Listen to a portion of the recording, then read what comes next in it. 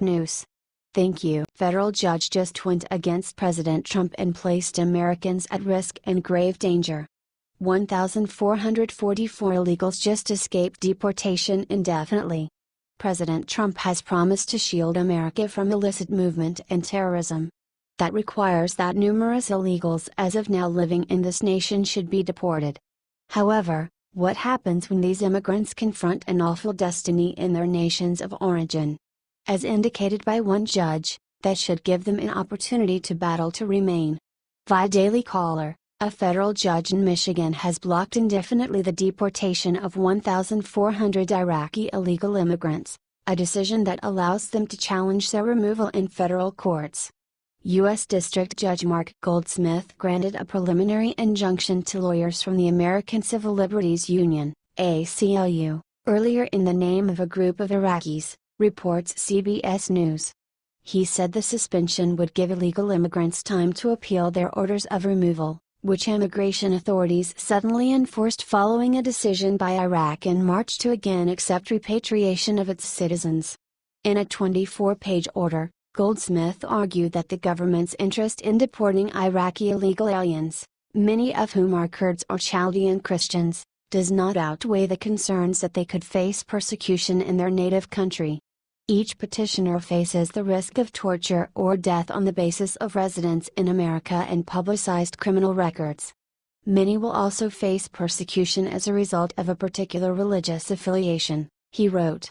While cost and efficiency in administering the immigration system are not illegitimate government concerns, such interests are blooming to the point of evaporation when weighed against potential death petitioners may suffer. It's actual illegal immigrants ought not to be permitted to remain in this nation. In any case, a large portion of these workers is Christians, minorities in the nation they fled. To come back to Iraq, particularly to ISIS-controlled districts, would mean unavoidable demise. A great part of the discourse of permitting refugees from the Middle East spins around Muslim transients. Should they be denied section into the U.S. or, then again are sent back to their homes, they are generally protected, in light of the fact that they make up the larger part populace. Be that as it may, Christians from the Middle East are routinely oppressed, abused, and murdered. They are abused by Muslim-majority part governments. Along these lines, it is ideal for the U.S. to send these individuals back to Iraq when they confront unavoidable passing. That will in all likelihood be the situation unless they have sufficient energy to set up a resistance. This decision won't stop extradition always, simply give them an opportunity to contend their case. Maybe a couple will have the capacity to stay, yet lawfully, as indicated by our guidelines. What do you think about this? Do not hesitate and write your thoughts in the comment section below. Thank you for reading. The Daily Call.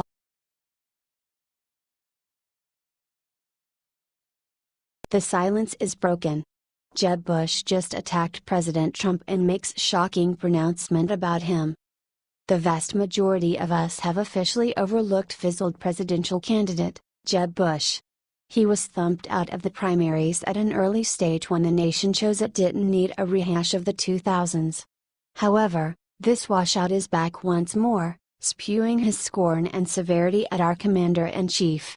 Via Conservative Tribune, former Florida Governor Jeb Bush broke his silence about President Donald Trump's possible involvement with the Russians, and it was a reminder why he failed so miserably during his bid for the GOP presidential nomination. Bush was speaking at a Z-Fest in New York on Saturday when he not only attacked the president, but fellow Republicans. If your opponent does things that your head explodes on, if Barack Obama did something like it's related to Russia, you say this is outrageous, all this stuff, then when your guy does the same thing, have the same passion to be critical, Bush said, according to The Hill. Bush went on to claim that Trump was not a real Republican. He's not really affiliated with the party, just to be clear, Bush said, according to Oxy's coverage of Bush's speech at the event. He's Trump, discuss sour grapes. Jeb is as yet disturbed that he lost his opportunity to be president. The man scarcely has the administration and resolve of his dad or more seasoned sibling. The truth is, he didn't have what it takes to lead this nation. Yet, rather than supporting the GOP, or at any rate, our president. This loser is assaulting him. Why do we mind what Jeb needs to state? He speaks to a failed tradition of American legislative issues past. He speaks to all the corruption and insider elitism that has ruined the two Republicans and Democrats.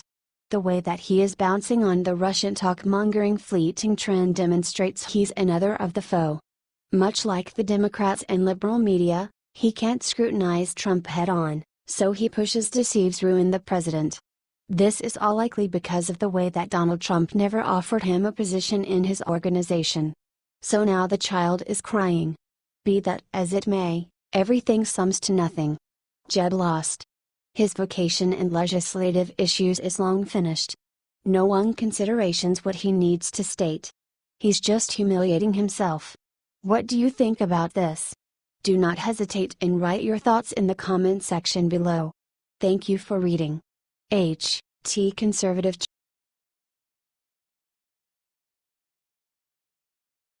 Brand new conservative law just passed. The federal government is about to force Governor Jerry Brown to follow this law no matter what.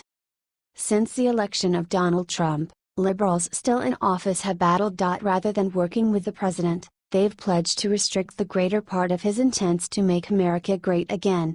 They have attempted to undermine his arrangements, making their states far less sheltered. Be that as it may, now it would appear that two bills will compel them to go along, somehow. Via Fox News, House Republicans took action Thursday to crack down on illegal immigrants in the cities that shelter them. One bill passed by the House would deny federal grants to sanctuary cities, and another, Cade's Law, would increase the penalties for deported aliens who try to return to the United States. Cade's Law, which would increase the penalties for deported aliens who try to return to the United States and caught, passed with a vote of 257 to 157, with one Republican voting no and 24 Democrats voting yes. Cade's Law is named for Kate Steinle, and a San Francisco woman killed by an illegal immigrant who was in the United States. Despite multiple deportations, the 2-year anniversary of her death is on Saturday. The other bill, which would deny federal grants to sanctuary cities, passed with a vote of 228-195 with 3 Democrats voting yes and 7 Republicans voting no. The brutal murder of Steinle has catapulted the issue of illegal criminal aliens into the national spotlight. Alleged shooter Juan Francisco Lopez Sanchez was deported 5 times and had 7 felony convictions. Cade's Law will ensure that deported illegals confront genuine penalties should they re-emerge the United States. The expectation is that there will never again be victims like Kate Steinle, who was executed by repeated illegal. The second law is straightforwardly gone for states like California, who pledged to challenge the government in protecting criminal aliens. This law would deny elected assets to urban communities and states that decline to hand over these criminals to the legislature. When they are passed, places like San Francisco will be unable to keep being a sanctuary city. Most states depend on government assets to keep up their cities. With those awards gone, they will be stuck in an unfortunate situation. What amount do you want to wager those illegals will be punted back? Finished the border? What do you think about this? Do not hesitate and write your thoughts in the comment section below. Thank you for reading. H.T. Fox News.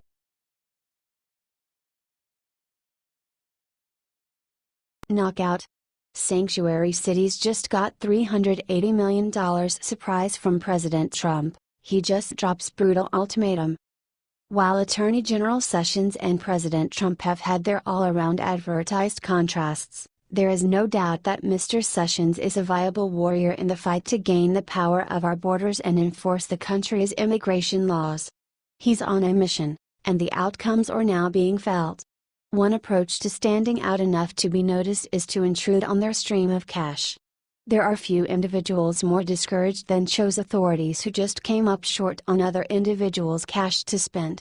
It's a debacle keeping pace with being reprimanded for their choices and lead. We misrepresent a bit, as there are numerous upright open hirelings who are deserving of our help. Be that as it may, we don't misrepresent when we guarantee they are elusive in sanctuary cities. Attorney General Sessions simply destroyed the day for a considerable measure of liberal lawmakers when he declared that before $380 million in grants would be released to sanctuary cities, they should consent to participate with and help immigration and customs enforcement, and in addition, the Department of Homeland Security apprehend illegal aliens inside their jurisdictions. No consistency rises to no cash. A Department of Justice official told reporters that recipients of the Edward Byrne Memorial Justice Assistance Grant Program for the fiscal year 2017 will have to comply with a law that mandates the sharing of immigration information with federal officials. It would also allow the Department of Homeland Security officials to access detention facilities to meet with immigrants and notify DHS 48 hours before release of an immigrant that DHS wants to detain. Around $380 million is given by the federal government to local, state, and tribal law enforcement agencies through this grant. Our Attorney General is not playing games. He is not kidding about government immigration laws, and the individuals who block their authorization will pay a cost. So-called sanctuary policies make us all less safe because they intentionally undermine our laws and protect illegal aliens who have committed crimes, Sessions said in a statement. These policies also encourage illegal immigration and even trafficking by perpetuating the lie that in certain cities, illegal aliens can live outside the law. This can have tragic consequences, like the 10 deaths we saw in San Antonio this weekend. As part of completing the Department of Justice's top priority in reducing violence, we must encourage these sanctuary jurisdictions to change their policies and partner with federal law enforcement to remove criminals. This bodes well that one nearly feels constrained to impart to with everybody we know. The liberals will shout since this hits specifically at their push to import no less than 1 million illegals who would then be able to be changed over to U.S. subjects who would then be able to be required to demonstrate their increase by voting in favor of Democrats. Consequently, the Haven City development, as has been noted on this site sometime recently, is basically a dangerously camouflaged push to make new Democratic voters. The issue is that a segment of these unlawful foreigners is unsafe and savage hoodlums. Furthermore, obviously, every one of them is lawbreakers, as in they violated our country's movement laws to enter the nation as opposed to following the techniques for doing as such as given by law. It is urging to see Attorney General Sessions gaining ground in disassembling the risky arrangements of the fizzled Obama organization as he tries to implement our country's laws. What do you think about this? Do not hesitate and write your thoughts in the comment section below. Thank you for reading. H.T. The Daily.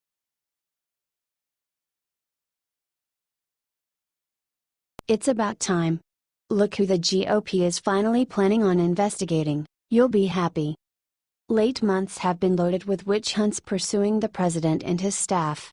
However, in all actuality, there are different figures who warrant investigation. Previous leaders and staff members have been planning something sinister, now and again criminal action. Be that as it may, where are their investigations? Why aren't they conveyed to justice?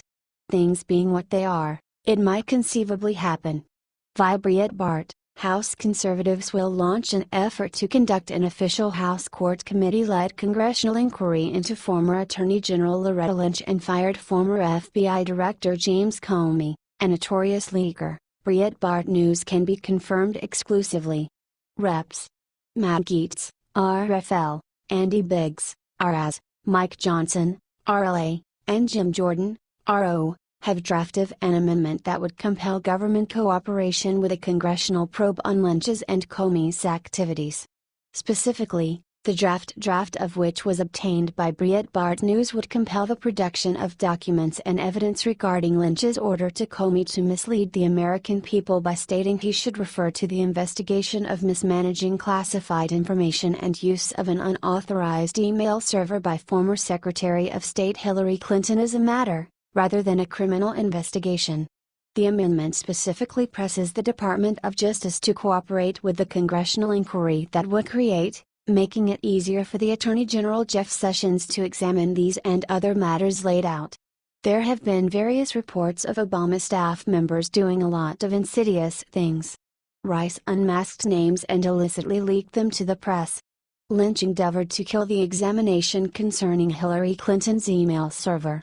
Furthermore, Comey released private records to people in general. It's unmistakable some crooked stuff was going ahead in the past organization. However, no one has been faced or considered responsible.